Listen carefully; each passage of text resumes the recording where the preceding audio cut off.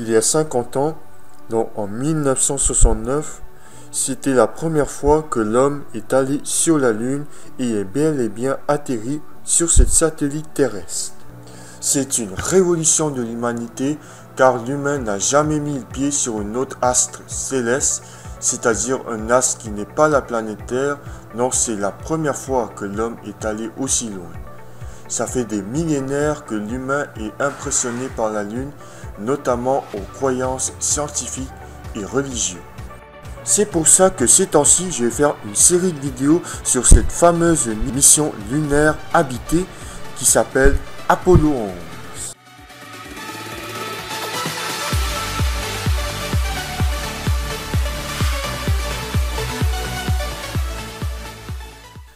En 1969, les hommes de la mission Apollo 11 ont été les premiers à être atterris sur la Lune.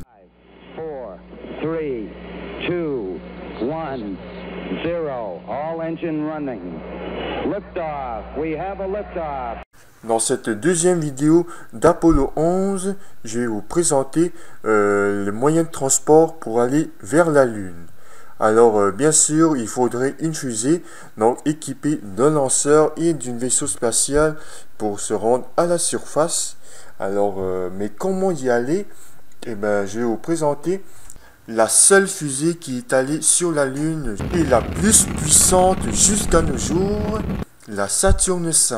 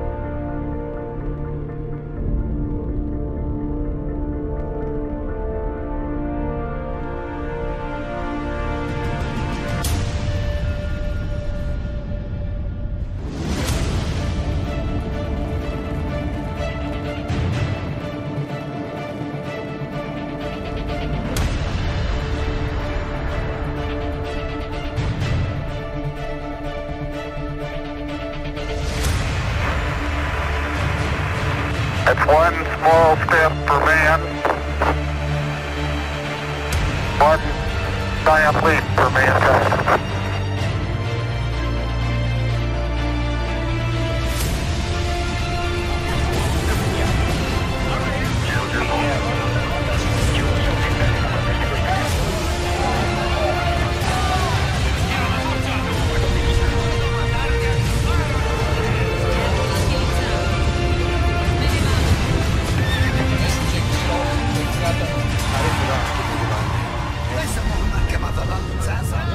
Nous sommes à 1000 ans avant Jésus-Christ, plus précisément en Égypte. Mais pourquoi on parle de 1000 ans avant Jésus-Christ? La Saturne V n'existait pas à l'époque. Eh bien, en fait, je vais vous parler un petit peu d'histoire avant, parce que ça fait des milliers d'années que l'homme a rêvé d'y aller sur la Lune, et la Saturne V est bâtie principalement pour aller sur la Lune. Alors, depuis tout ce temps, les hommes ont rêvé d'y aller. Alors, je vais vous expliquer tout au long de cette histoire, tous les déroulements de comment l'homme a essayé d'y aller sur la Lune. Mais bien sûr, l'homme a découvert la Lune bien avant que ça, des millions d'années. C'est à cette époque qu'il y avait une révolution dans l'astronomie. En fait, les gens, ils commencent à découvrir beaucoup de choses sur le domaine spatial, mais aussi il y a plusieurs croyances à l'époque, comme ils considéraient l'univers comme étant fini, sphérique et immobile. Le Soleil, la Lune, les planètes et les étoiles étaient disposés en couches concentriques autour de la Terre, et c'est tout. Donc pas grand chose dans cet univers. Quelques années plus tard, Phil Holdhouse, un astronome aussi, faisant un pas de plus dans cette voie, dont il ne croit pas du tout à la croyance précédente. Donc, il proposa surtout un système dans lequel la Terre, le Soleil, la Lune, les étoiles et les planètes tournent autour d'une grande sphère de feu qui constituait le centre de l'univers.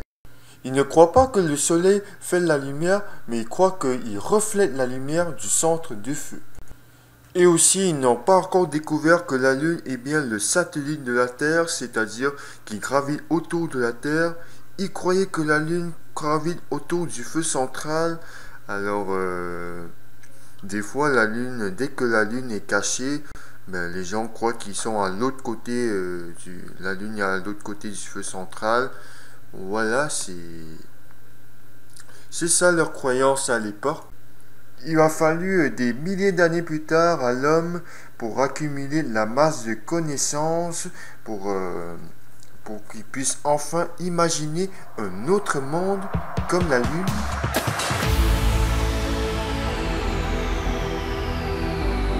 Voici un livre de Larousse des années 90, où est-ce qu'il parle de l'astronautique. Voilà, donc là, j'ai vu, ici il y a une image.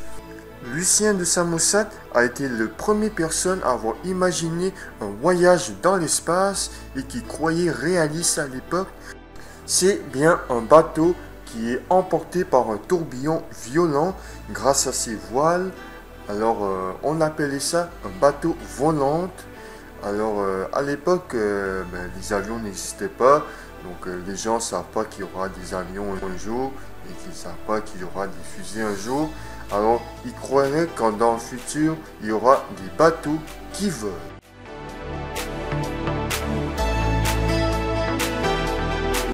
C'est cette année-ci que Nicolas Copernic a découvert que non, le Soleil ne tourne pas autour de la Terre, c'est bien le contraire, et ainsi que le théorème de Philolaos est totalement fausse.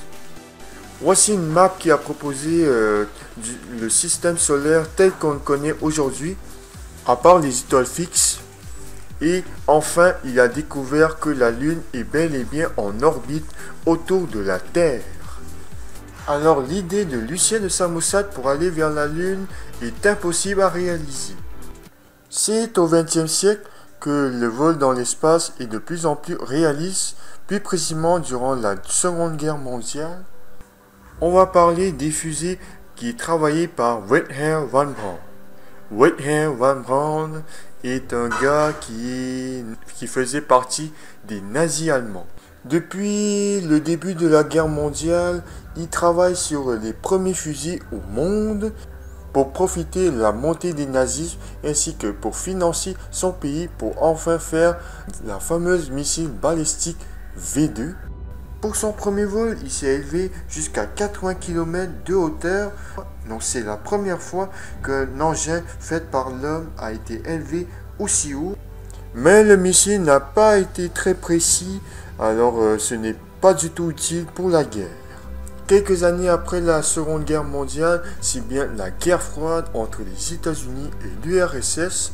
Donc pour cela, les États-Unis sont étonnés par les scientifiques allemands, alors ils décident de les récupérer.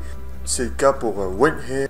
Je vous expliquerai en détail la conquête spatiale durant la guerre froide dans une vidéo de la mission Apollo 11.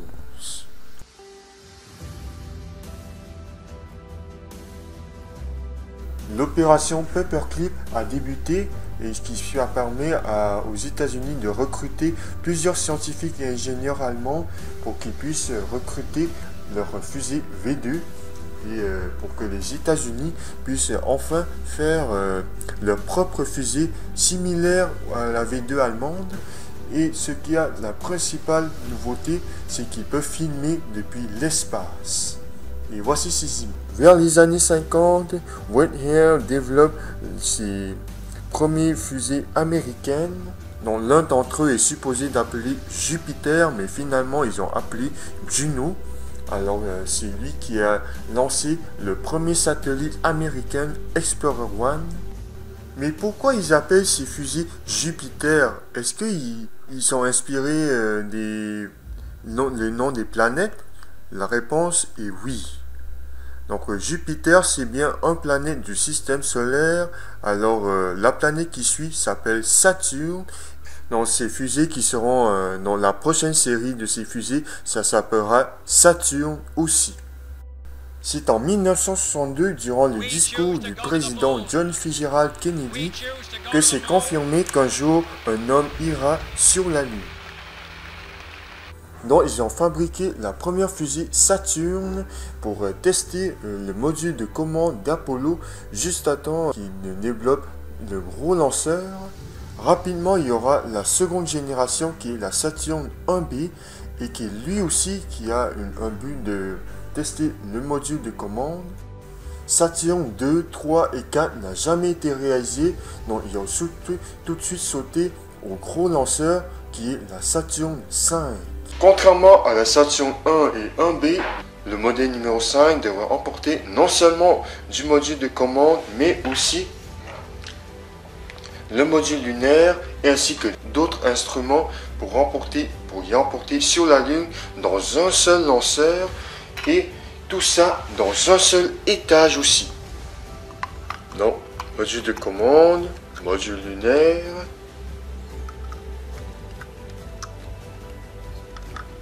et tout ça dans un seul étage.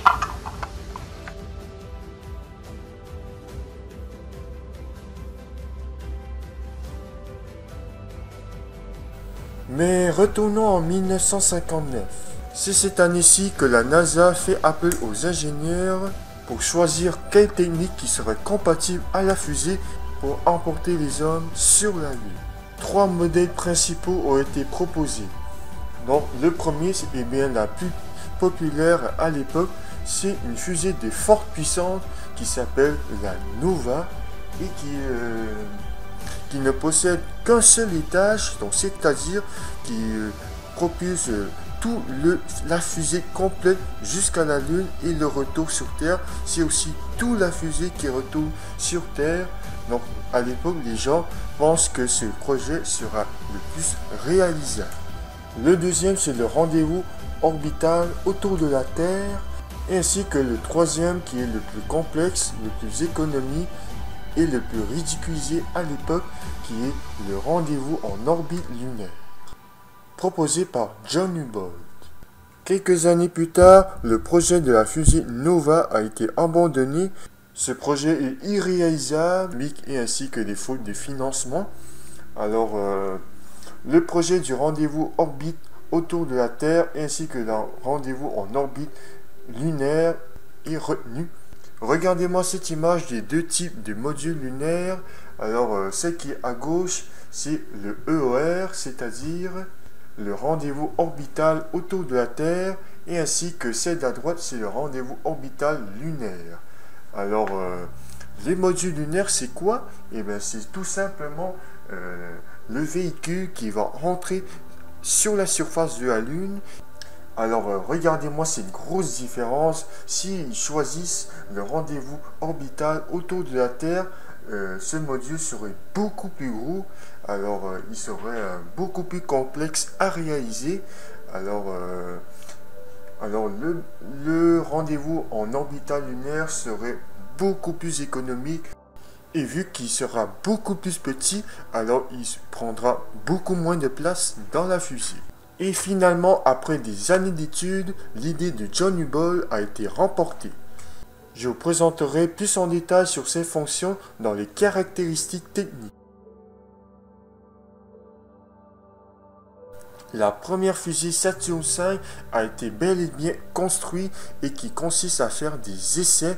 Donc, la mission non habitée, ça s'appellera Apollo 4 et qui consiste à tester ce lanceur. Stages reporting ready for launch. T-minus 20, 19, 18, 17, 16, 15, 14, 13, 12, 11, 10, 9. Ignition sequence starts. 5, 4, we have ignition. All engines are running. We have liftoff. We have liftoff at 7 a.m. Eastern Standard Time. The tower has... My God, a building shaking here. A building shake.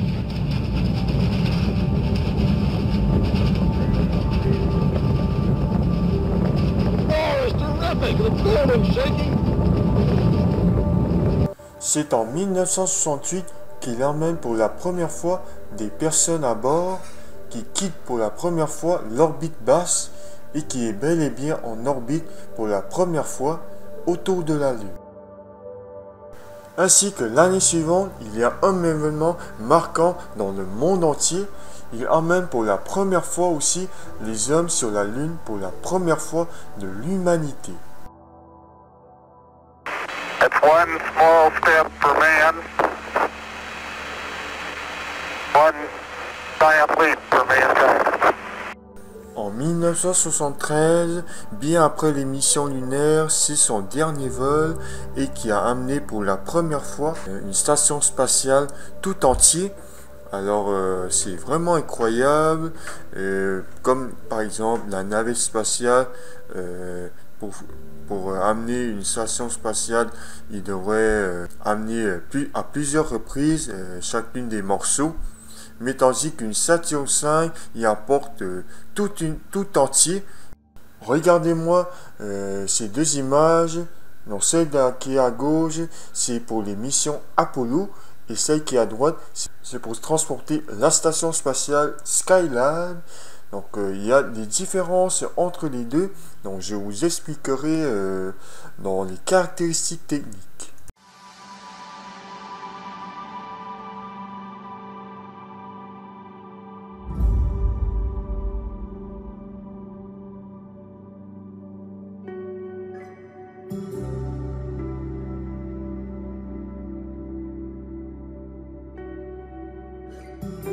Il mesure 110,6 mètres de haut, donc aucun fusée n'a dépassé cette taille-là. L'avion de passagers le plus gros au monde, c'est bien l'Airbus A380, mais la Saturn V est plus lourde que 5 Airbus A380.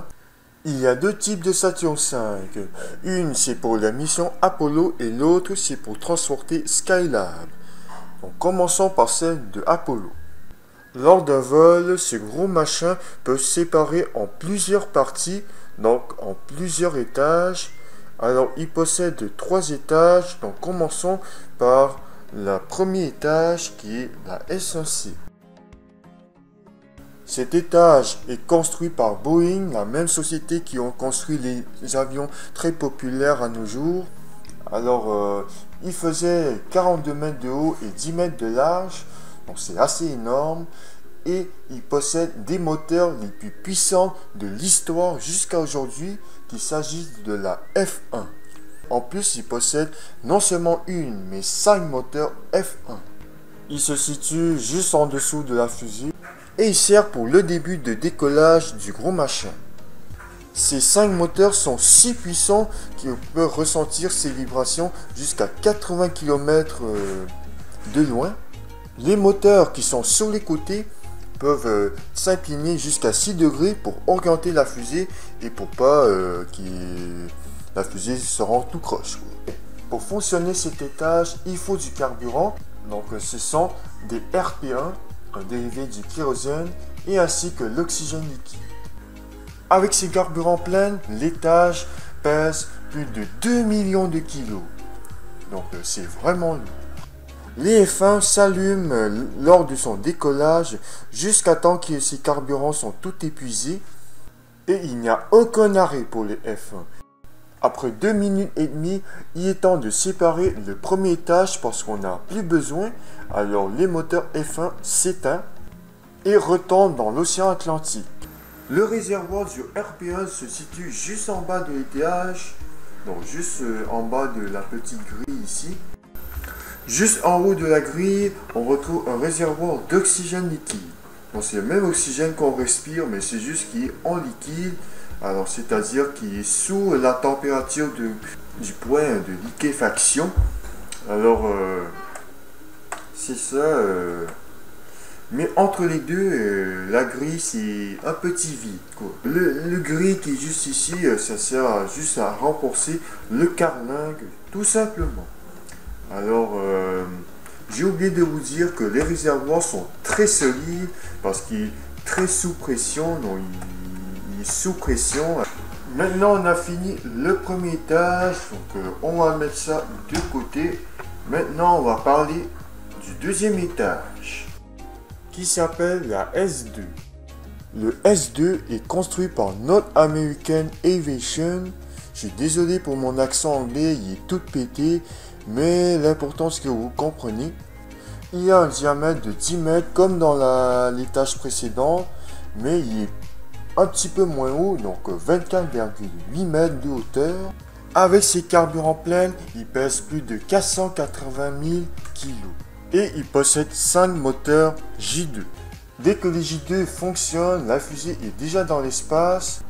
Contrairement à la F1 qui fonctionne un petit peu plus d'une minute, le J2 fonctionne plus de 5 minutes. C'est un petit peu plus long pour la durée de fonctionnement. Il y a une masse inférieure au précédent. Il y a une poussée de 5 méganewtons. Pour les carburants, il fonctionne aussi avec de l'oxygène liquide. Et plutôt qu'avec le kérosène, il fonctionne avec de l'hydrogène.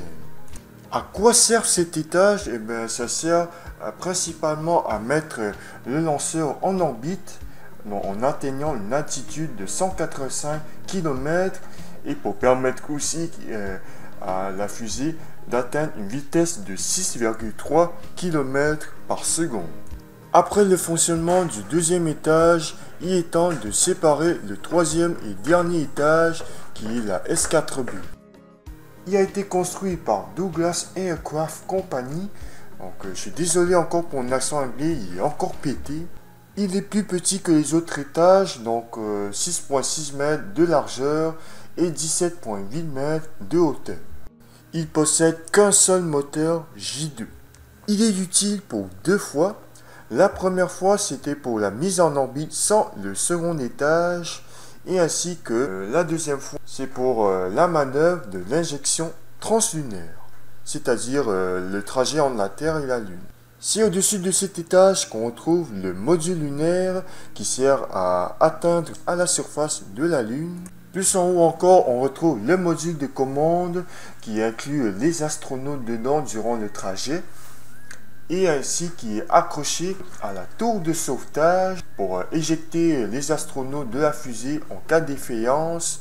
Mais ça, je vous parlerai ça en détail dans une autre vidéo. Parlons du module de commande et le module lunaire. Le module de commande se détache. L'étage s'ouvre. Il reste ça ici. Il tourne. Ensuite, il touche le module lunaire et le module lunaire se détache de l'étage. Voilà, il reste comme ça. Bref, l'étage disparaît. Et c'est comme ça qu'ils vont vers la Lune. Donc il est comme ça avec le module lunaire qui est attaché. Donc il s'en va, il s'en va, il s'en va. Et jusqu'à temps qu'il est sur la Lune. Si vous voulez en savoir plus sur lors du déroulement d'une mission sur la Lune, je vous invite à aller voir ma vidéo sur la mission Apollo 11. Alors dès qu'il sera en ligne, le lien sera dans la description. Maintenant on a fini de parler avec le lanceur d'Apollo, donc commençons avec celle de Skylab. Plus précisément, ce lanceur s'appelle Saturn INT 21. Il ne consiste pas à envoyer des hommes dans l'espace, donc il n'y a personne à l'intérieur. C'est juste pour transporter une station spatiale, alors on appelle ça un modèle cargo. Comparé au lanceur précédent, plutôt de posséder 3 étages, il ne possède que 2. Mais vous allez dire, pourquoi il y a un truc plus petit en haut? En fait, ça, c'est pour permettre de transporter des cargaisons. Donc, ce n'est pas le S4B, donc il ne faut pas confondre au S4B des autres lanceurs. Jusqu'à aujourd'hui, aucun lanceur n'a été plus puissant que la Saturn V et aucun n'a été plus grand que lui. Mais il est comparable avec la fusée russe N1 qui est soviétique à l'époque. Comme pour le lanceur américain, il consiste à envoyer les hommes sur la Lune.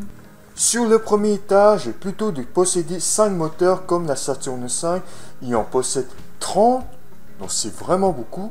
Lors de son décollage, il y a une poussée plus importante que la Saturn V, mais à une certaine altitude, il est moins puissant. Alors, c'est pour ça qu'il y a une charge utile moins importante. Cette fusée n'a aucun succès, ils finissent tous par des échecs au lancement. Alors, le rêve pour les soviétiques n'a jamais été réalisé. Le rêve d'envoyer un être humain sur la Lune date de très longtemps. Selon les historiens, tout a commencé au IIe siècle avec le bateau volant de Lucien de Samosat, jusqu'à temps que ça soit réalisé au XXe siècle avec la Saturn V et le rendez-vous orbital lunaire de John Hubble. Voilà tout pour aujourd'hui dans cette deuxième vidéo spéciale Apollo 11 et j'espère que ça vous a plu. Pour tous ceux qui ne savent pas, pour fêter le 50e anniversaire de l'événement du premier homme sur la Lune, je vous présente des vidéos spécialement à ce sujet. Je peux même vous dire que c'est la vidéo la plus complexe que j'ai faite depuis le début de ma chaîne. Donc j'ai jamais fait une vidéo aussi dure à faire parce que je ne suis pas un physicien. Alors j'ai fait beaucoup de recherches pour ça, pour vous. Alors c'est vraiment énorme comme vidéo. Alors j'espère que ça vous aura plu. J'espère que vous avez appris des choses dans cette vidéo. Et si c'est le cas, n'oubliez pas de mettre un pouce bleu. Ouais, un pouce bleu. N'hésitez pas à vous abonner. Et sur ce, on se verra dans une prochaine vidéo spéciale Apollo 11. Salut!